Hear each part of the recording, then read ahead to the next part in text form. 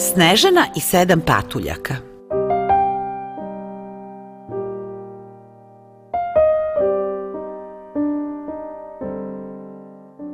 Nekada davno, u jednoj dalekoj zemlji, lepa kraljica je sedela kraj prozora u svom dvorcu i vezla.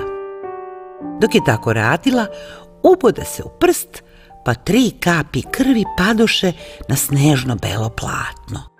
Kako bi bilo divno da dobijem kćer rumenih usana kao krv, bele kože kao sneg i kose crne kao drvo abonosa. U proleće se njena želja ispunila, ali je kraljičina sreća bila kratkog veka. Uzela je svoju voljenu bebu u ruke, prošaputala je mala Snežana i umrla. Posle nekoliko godina kralj se ponovo ženio. Nova kraljica bila je lepa, ali ohola i okrutna. Osim toga, nije nikako mogla da podnese da neka druga žena bude lepša od nje. Kraljica je imala čarobno ogledalo koje je čuvala kao najveće blago. Svakog dana bi se u njemu ogledala i govorila: Robe iz čarobnog ogledala, izađi iz sveta duhova, prizivam te kroz tminu i 1000 oluja, govori, lik tvoj hoću da vidim ja. Šta želi da zna moja kraljica? Kaži, ogledalce moje, najlepša na svetu danas žena ko je? Ako bi joj čarobno ogledalo odgovorilo da je ona najlepša, sve je bilo u redu. Kada se potpuno smračilo, naiđe kroz šumu 7 malih čovečuljaka. Mi kop, kop, kop, kop, kopamo, u rudniku sam dan. Kad kop, kop, kop, kop, kopamo, mi živimo svoj san. Nije teško bogat postati, samo kop, kop, kop, kop, kopaj ti.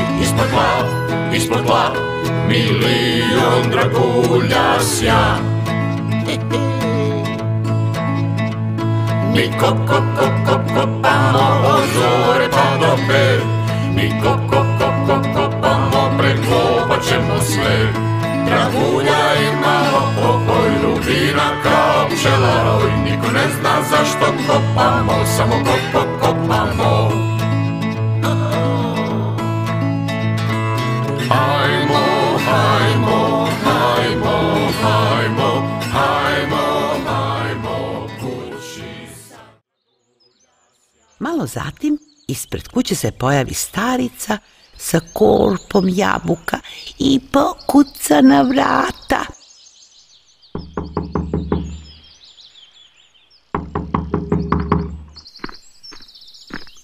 Snežana proviri kroz prozor, učini joj se da je starica poštena, pa se upusti u razgovor sa njom. Snežana donese gošći čašu vode, a stara joj za uzvrat ponudi jabuku.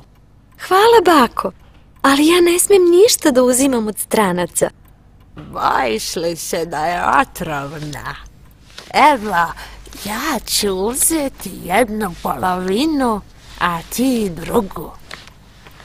Jabuka je bila tako vešto spremljena da je samo jedan deo bio otrovan, i to onaj koji nevaljalica pruži Snežani. Najzad joj napraviše postelju od zlata i dragog kamenja i izabraše najlepše mesto u šumi. Tu su stražarili danju i noću, oplakivali je i nadali se da će se ipak nekom srećom probuditi. I male šumske životinjice bdile su nad svojom drugaricom, plakale za njom i čuvale je. Snežana je tako dugo ležala kao da spava, bela kao sneg, rumena kao krv, sa kosom crnom kao abonos.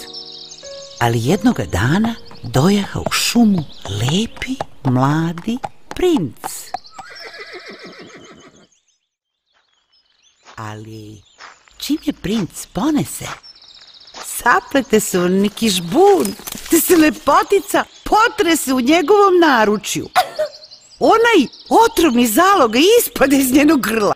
Ona otvori oči, uspravi se i začuđeno upita: Šta se tu zbiva? Gde sam ja? Sa mnom si najmilija.